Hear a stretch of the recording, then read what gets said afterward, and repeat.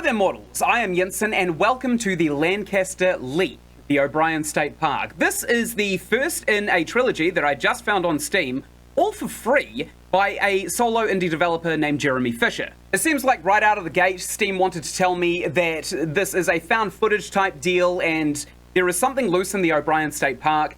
We are some kind of park ranger, and we need to find out what it is. Honestly, I can't think of anybody more qualified to do it than me. I already look like a park ranger, and I got the muscles to back it up, so if anything tries to tussle with us, I will just punch the screen. Okay, I'm gonna fire into it. Wow me! What kind of nightmares are we gonna come across? The following tape and many others were recovered by FBI intern Valerie Bardot and given to us. Valerie Bardot. Leaving without a trace, she suddenly went missing at the end of her internship in Lancaster, California. Foul play is suspected. Yeah, you don't say. That felt like foul play. So long as Valerie is missing, these tapes will continue to be leaked. We gave you a chance, and this will be your last. Who is us? Wait, if these were given to the FBI, how did they get into possession of anybody else? Oh, FBI warning. The information conveyed through this debrief training tape pertains to a prior investigation. It is imperative that agents refrain from viewing this material unless they possess the appropriate clearance and are under the direct supervision of an instructor. Any failure to comply with this directive will result in prosecution to the fullest extent possible under the Espionage Act of 1917. You have been warned.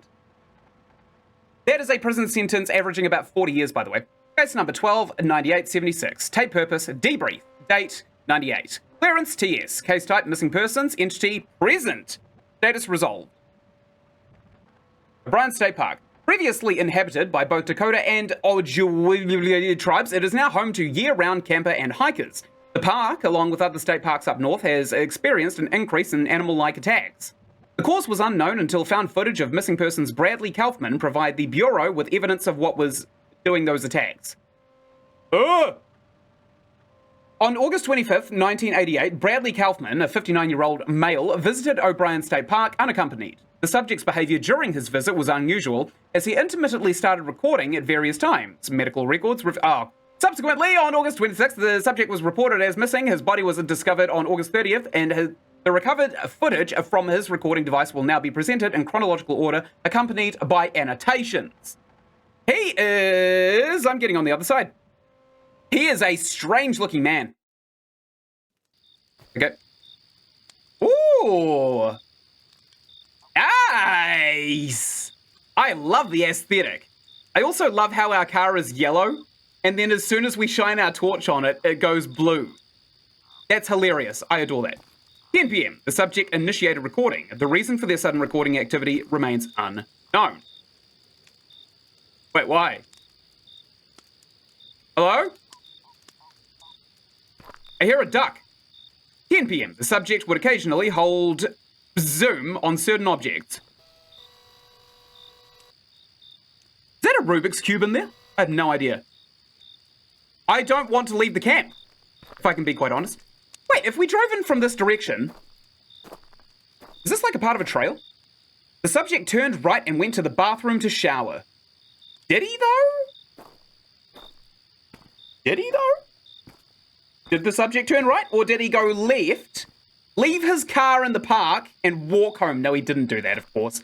There's an invisible wall preventing him from doing so. Ah, how could I have been so naive, so silly, of course. Now, I took a poke around in the settings of this game, and it feels like Jeremy Fisher really does take this series quite seriously, and there are 2 more games after this one. I don't think it's going to end at a trilogy. I am absolutely certain that there's going to be more content coming out of this franchise, so I'm getting in how I feel to be early. I mean, this is a pretty cool bandwagon to get a part of, right? Is this someone else's camp? Hey, yo, brother! You playing guitar and smoking a J? I can smell it from here! I can report you! Oh, he's got his own bathroom. No, he doesn't. Yes, he does. No, he doesn't. That's a tent. Okay, maybe I shouldn't poke my nose into other people's tents while they're smoking doobs. Oh!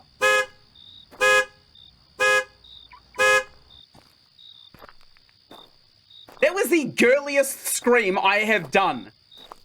That genuinely caught me off guard, by the way. Anything there? My mind's just playing tricks on me. I don't think there's anything actually there. Ah, no, there's nothing here. I can also see my camp. Is that my camp? No, that's a blue car. Wait, hold up. Yeah, that's definitely a blue car. Is this one there? No. Okay.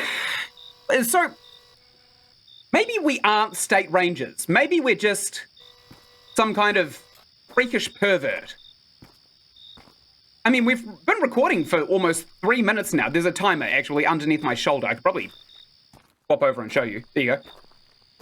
I just didn't want to cover anybody's face. It looks to be a communal building here of sorts.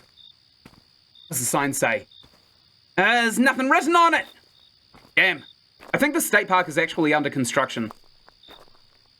Right. All right, Jeremy Fisher. Oh, something just loaded. Who walks into a bathroom with a camera? Who's peeing?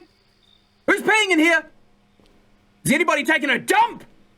Not on my watch.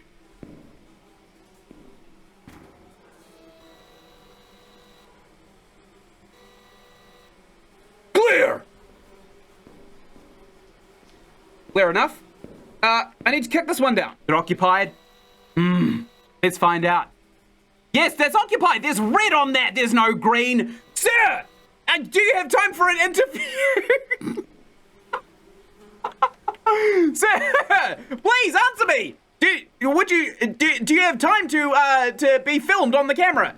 I could ask you some questions if you'd like to respond. Almost see them through the gap in the door right here. Hello. Hello. Oh, I see the toilet in there. Oh, there must be somebody in there. I don't see any people though. What am I doing? Why is this game enabling me to do such a thing? This is... Hey, Bud, have you seen the showers over here? They're really steamy and they're kind of glitching out on my camera. Are you sure you don't have time for an interview? Because I got time, I got film. I don't mind. No, you're busy? Could you at least tell me your name? Okay, fine. All right, let's take our electrical camera through all of this steam. I can't see. Oh, wait, did we actually just bring our camera into... Okay. The subject stops filming, then takes a shower. It is estimated 10 minutes elapse before the subject films again. I didn't catch that last bit. Guys watching this, please go down to the comments and let me know what that last bit was, because I did not get to see it. Wow, that steam dissipates fast. Did someone leave that shower on for me? Wow, that's a lot of flies. Buddy, you good in there? I hear the flies are kicking up an absolute storm. Is that your turd that's attracting the flies? Oh, here we go. Come on out, buddy. Hello? I got a camera.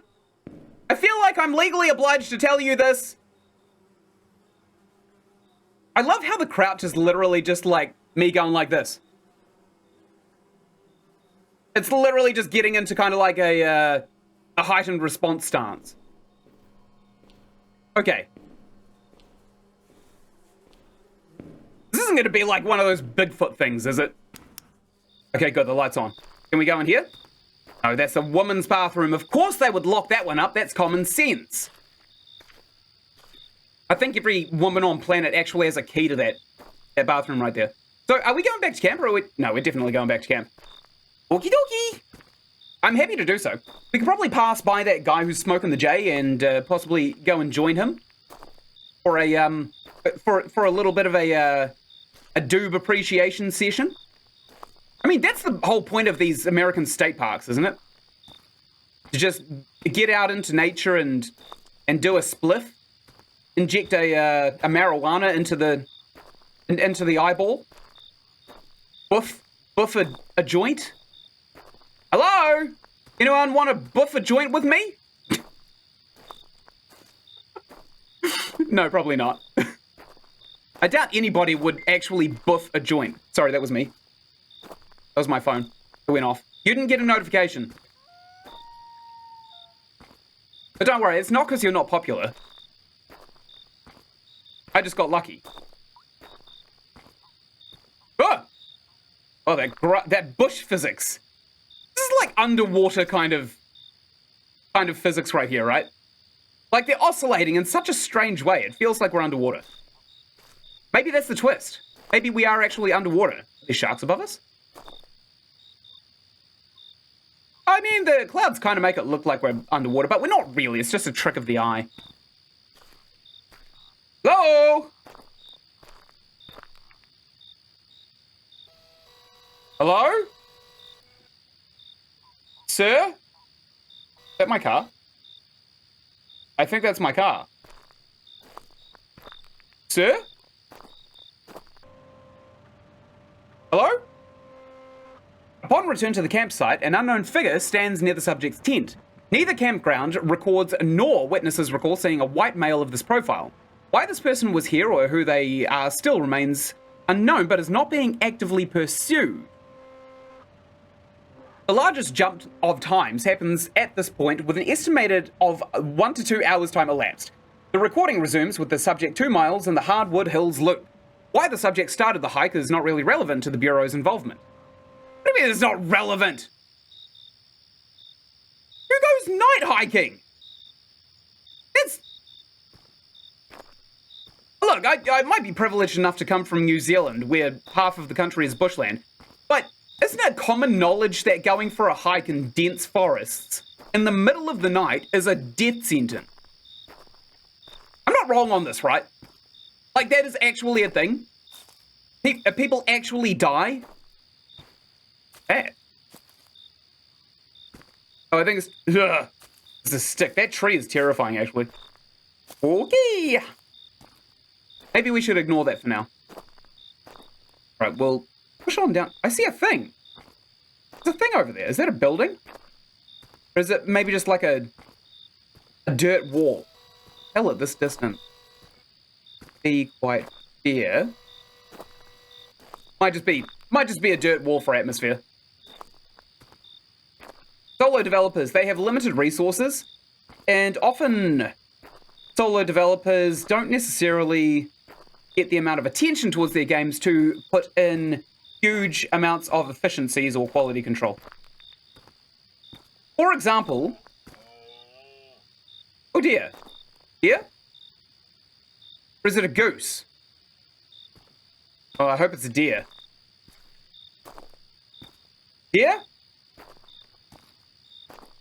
Yeah, you can actually take the textures, right, of a flat plane, and you can only have textures render on the face that the player sees.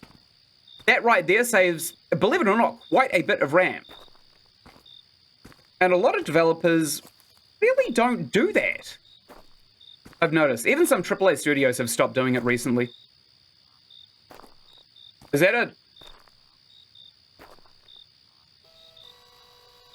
goose? I hope it's not a goose. I've also seen recently that a lot of people are overestimating the amount of geese that they could physically fight. Which is actually really funny. People don't really understand how big geese are until... Oh, you bastard!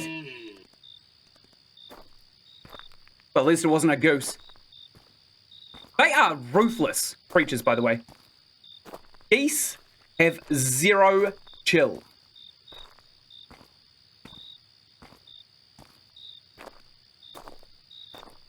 Alright. We're playing a game now. We're playing a game of moose or goose. Which is which?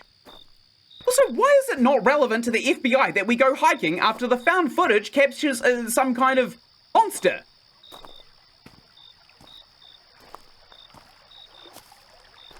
Oh, this is nice. A little creek bridge. I mean, it's windy as hell. Look at these bushes. They are going crazy. They're like those wacky inflatable arm flailing tube men. right, everyone, place your bets. Goose or moose? Moose or goose? I'm leaning into goose. Because honestly, if this is found footage and we die, it's got to be geese, right? It's got to be like a pack of roaming geese. And they've got weapons, like, they've got a sharpened stick. Or possibly even some kind of rufalin. I don't know, geese are creative when they attack. I've never personally been attacked by a goose, but I'm pretty sure that that is the kind of strategy that a goose would use to take down a creature maybe twice its size. Geese are tall. Hello? Bambi? Oh, no! The deceased deer was killed by entity. Oh! What do you mean, entity? Subject encountered deceased deer attacked by entity. The film abruptly ends after subject detects entity in vicinity. What do you mean detects? Subject exhibits distress and flees off trail. Entity pursues subject and can be heard in proximity. Subject resumes filming at approximately 4 minutes after pause. This marks the final pause. Okay, so this is where we fight the geese. The subject is audible for the first time, displaying emotions of fear. I wonder why. The subject begins running. Shift as multiple sounds of entities surround him. The geese! The geese are coming! Run! Run for your pathetic life! It's the geese! The geese brigade is here! Oh no. Geese! Leave me be! Leave my buttocks! Nip at somebody else! Oh my god, what the hell is that? Good grief, it is noisy! Goose! The goose is loose! Run from the goose! What the hell? Oh, I'm stuck. Okay, I've just decided that I'm not going to go that way. I'm running for my absolute life, but not with that much urgency. Oh, that's new. Oh, I wonder how that tree grew. What the hell is that sound? Ah! Ah! The subject struggles against entity, but gets away. The camera is severely damaged. Subject drops flashlight, then camera. It creates a shadow backdrop. Ow!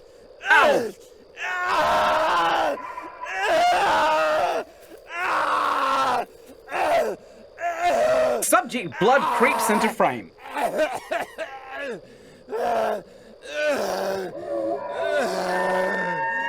Distant entities can be heard. What the hell was that thing? It's like a humanoid with a deer skull. Oh, is this a Wendigo? Gotta be a Wendigo, right? Bradley Kaufman's death would occur over the next 5 minutes. The remaining footage has been cut short for viewer discretion. Additional entities can be heard and would later fight over the remains. The footage ends when the camera battery runs out. Subject's remains were found scattered. Most flesh was consumed. Little personal items remain intact. The public was told it was an abnormal bear attack. Oh my days. The tibia found 0.5 miles away. Good grief. The subject's film was the first footage captured of S12. Ultimately, the subject's footage provided the Bureau a proof to extend funding and special operation to contain entities. This case marks the first of many successful entity resolution programs. This page has a lot of spelling errors, by the way. Jeremy Fisher. Ah, I knew it! Okay, containability 3. Risk severe. Name Wendigo! Wendigos are creatures originated from Native American tribes of the Great Lakes region. The malevolent supernatural beings bring terror to forest dwellers and are linked to numerous missing persons cases. Tall and emaciated-looking Wendigos bear antlers and possess an insatiable hunger for human flesh. According to recent intelligence, there has been a notable resurgence of the Wendigo, and their geographical distribution has now expanded southwards towards Minneapolis. In response to this emerging threat, the Bureau has established a joint task force in collaboration with the Canadian CSIS to take immediate and decisive action to halt the expansion of the species and eventual eradication. It is imperative to maintain strict operational security and keep the general public uninformed of these operations to prevent any unnecessary panic or interference. Yes! Is that all? Nice. That was actually a pretty good horror experience, I gotta say. The story doesn't end here. I know! I've seen the other 2 games on Steam, Jeremy Fisher. I will be playing those. Read the associated r/no sleep story. Oh! Consider joining the Discord or the newsletter to know the release of the next game. It's out! There's 2 of them that's out. I'm gonna play them real soon. Yep, Lancaster Leak, Crisis at the Call Center. So that's next, and then there's another one after that called some kind of exam. I'm gonna read that r/no sleep story, but first, how I guessed it was a Wendigo. Wendigo are a Native American cryptid, which I am quite interested in. I really, really like cryptids. And the creation of a Wendigo is when they are trapped in the mountains and they are forced into cannibalism. There is a curse across those mountains that turn people who resort to cannibalism into these tall, skinny, lanky creatures that are basically Dracula, but feral. And that's generally a Wendigo. Sometimes they can have horns coming out, like a giant antlers, of course. Sometimes they can not. It really depends on your source, but that's just the general gist of a Wendigo. So that's how I got it. Basically, first go. Well, maybe second go after the geese theory, but come on. Just give me this one. Also, before we go to the r/no sleep story, I want to point out that Jeremy here has this thing, a YouTuber / press kit, which I just checked. You click this, it opens a big window full of thumbnail utilities, which is actually fantastic for a game developer to take his game so seriously as they understand the virality of YouTube, to go to the extent of putting thumbnails, template thumbnails, in for anybody to use, regardless of income, regardless of viewership, is absolutely prime customer service. So, Jeremy Fisher, you are doing literally every single thing right. All right, I've got the story up, and I'm going to do a dramatic reading. I hope everybody's ready for this, because I've got a really nice reading voice. I work as a secretary at a small FBI office, and in a pink poncho almost killed me. Today was the tipping point. For months I've been working as a secretary at a small FBI office in Lancaster, a sleepy town on the outskirts of Los Angeles. My job as a secretary includes what you'd expect. Phone calls, donut deliveries, but also constant need to redirect old people to the police department. Believe it or not, the Bureau doesn't care about your neighbor's dog constantly barking. Despite the monotony, I've come to appreciate the stability of my job, something I've desperately needed as I approach my late 20s. But today I didn't include any of those things. Maybe it did. That's the problem. I can't remember. I arrived at the office and fired up the hissing Keurig coffee machine, and the next thing I knew, I was waking up in a daze as my boss wished me a happy weekend. This wasn't just a momentary lapse in memory induced by a boring day, no. It was a complete blackout. Poof. Gone in an instant and transported 8 hours into the future. Strange things have been happening at the office for a while now, but they are becoming more frequent and severe. I haven't told anyone because I knew no one would believe me. But today I've decided to share what's been going on as I finally have some proof of the weird stuff that's been going on here. After rubbing my eyes deeply from what felt like a long slumber, I checked my desk for any clues about what happened.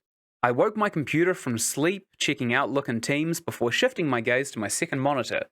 That's when I saw the Word document, over 15 pages long, single-spaced. It was a detailed record of my activities with timestamps down to the minute. The words on the page were very familiar, but I couldn't remember typing them. As I read through the document, my heart raced faster with every line. I've summarized the document below and omitted timestamps that seem relevant. 10:45 a.m. There's an old man in a pink poncho sitting in the waiting room. I've asked him if he needed anything, but he's ignoring me.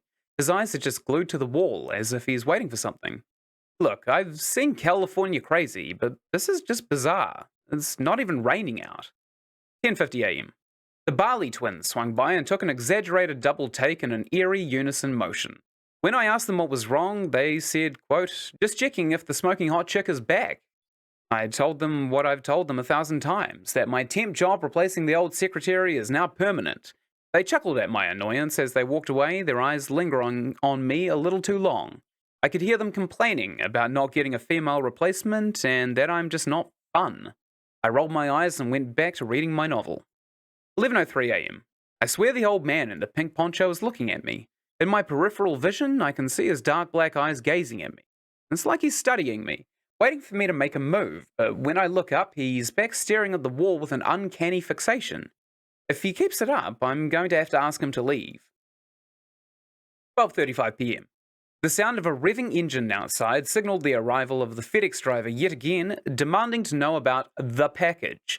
Irritation bubbled inside me at the relentless daily visits from this delivery person. I couldn't tell if it was some twisted prank from the Barley twins or if the driver was genuinely delusional.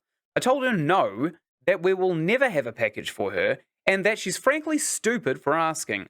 She rolled back her eyes, blew a bubble from her gum, and popped it before walking away. 11:36 p.m. The pink poncho man is gone. 12:44 p.m. Ynsin swooped by and caught me by surprise. He had that gleeful childish smile on his face as he peered over my desk and asked, "What you doing?" I could tell he didn't actually care, but I mustered up a response. Nothing. Just cleaning out some... Hey, so did you see any packages come in? Or taken? Or any with the packages at all? He tapped his foot nervously on the floor. Right when I was about to respond, he cut me off once more, face pale and eyes twitching, searching for something behind me. Never mind. It's, probably nothing. He wandered off in an aimless direction behind me at a hurried pace. 1 p.m. I confronted the Barley twins while they were working. James had his feet up on his desk, lazily flipping through a magazine, while Tommy was intently focused on a game on his computer. I could feel my blood boil as I approached them. James looked up with a grin and spoke. "Hey, sweetheart, here to bring us coffee?" "You two better stop with the whole package thing," I seethed. "Jensen blew it. His acting sucks. You know better than to take advantage of our boss's innocence. And besides, this whole damn thing is too complicated. What's the point?" James squinted, his face in confusion. "Look, man, as much as I would like to take credit for whatever's bothering you, it ain't us. We're busy with work, just like you should be," Tommy joined and let out a playful wink. As I glared at them both, I couldn't discern if they were telling the truth. 1:14 p.m. I caught the FedEx driver trying to sneak past my desk. She had a hoodie up and an obnoxious black sunglasses. I whistled at her and motioned with my hands for her to come over. She sighed at getting caught. Before she could speak, I shouted, "I don't have it, I don't want it, and I don't want anything to do with it. Got it?" She proceeded to flick me off. In response, I threw a pencil at her. I missed, but it's the thought that counts. 2:32 p.m. After enduring an hour-long meeting, I entered the bathroom and was hit by the putrid smell of urine and mold like a wall. I quickly scanned my 3 stalls, only to freeze when I saw the old man in the bright pink poncho standing in the middle one. My first thought was to leave it and hold it, but my bladder had other ideas, so I took the urinal to his right and did my business as fast as I could. That's when I felt his eyes on me. I tried to ignore it and keep my eyes on my feet, but something compelled me to look up. And there he was, his eyes locked on mine, slowly fixing his drooping frown to a sinister, twitching grin. He pulled down his poncho hood, revealing a tattoo on the side of his bald head that I couldn't quite make out. I backed up and the man followed, imitating my movement and maintaining eye contact like his head was a gyroscope. At this point, I noticed the partially see-through poncho was in fact his only article of clothing.